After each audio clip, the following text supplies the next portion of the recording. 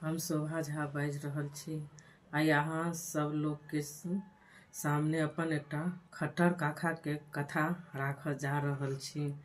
खट्टर काका जे चूड़ा दही के बहुत प्रसिद्ध छलखिन हैं, हुनका मनपसंद खाना छलनि हैं खट्टर काका के। ताहि बड़ी दिन भऽ गेल, केओ एखन तक नोत नहीं देलक है। ओह, केओ एखन तक नोत नहीं देलक है। चूड़ा दही चीनी के भोज नहीं कऽ रहल अछि। सरसों रोपने छी, मूली रोपने छी, एते मेहनत केलहुँ हैं, एखन तक हमरा कतहुसँ कोनो भोज नहीं एलै। ताबते में एगो आदमी आबि रहल छथि। खट्टर काका छियौ, खट्टर काका छियौ। हाँ हाँ, की कह। ओहि दऽ कऽ नहीं आबऽ, ओहि दऽ कऽ नहीं आबऽ, उम्हर सरसों बाग केने छियै, मुरई रोपने छियै, ओहि दऽ कऽ नहीं आबऽ। क्या काका? तऽ नहीं एखने सरसों बाग केने छियै, मुरई रोपने छियै। ठीक छै काका, कनि अहाँके नोत देबै लए आयल छलहुँ हैं।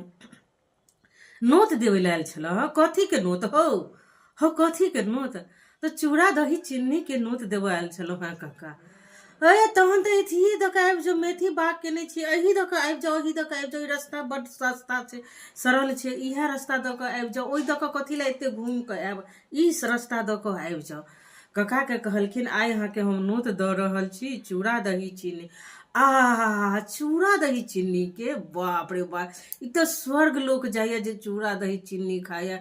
चूड़ा होइ छै घृतम, चीनी होइ छै पीतम, दही होइ छै खटतम।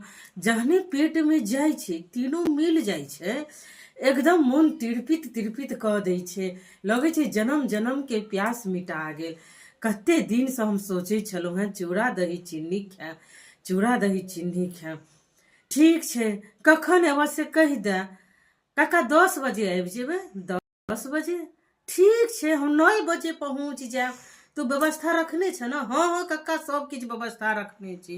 ओ गेलथि हुनका फुलचनमा ओतऽ खाय के लेल। बड़का मटकूरी में दही, बड़का सूप में चूड़ा, 1 तौला चीनी रखने छलथि है। ओ फूलचंद देलखिन कक्का के खाय ले।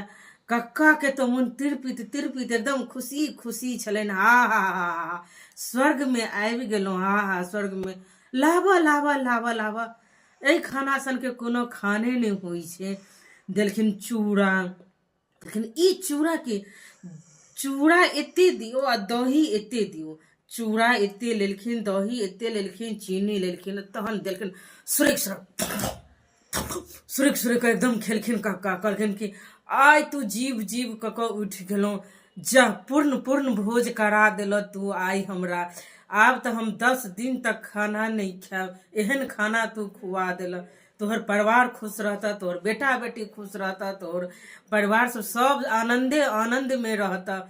हमरा परिपूर्ण भोज करा देला। वाह, जीवा फुलचनमा के बेटा, जीवा ओकर परिवार। अहिना ही 10 दिन के बाद भोज करबैत रहिए। हाँ काका, किया ने?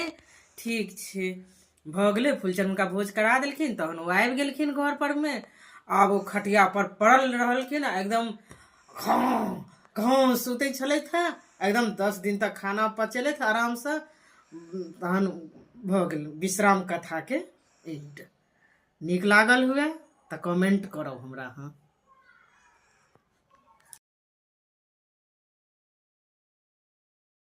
चैनल पर एनाहिए पुरान कॉमेडी वाला कथा सब आबैत रहत और बहुत सारा सीख देबा वाला ओ कथा आयत, तऽ अहाँ चैनल के सब्सक्राइब कऽ लिअ। जय मिथिला, जय मैथिली।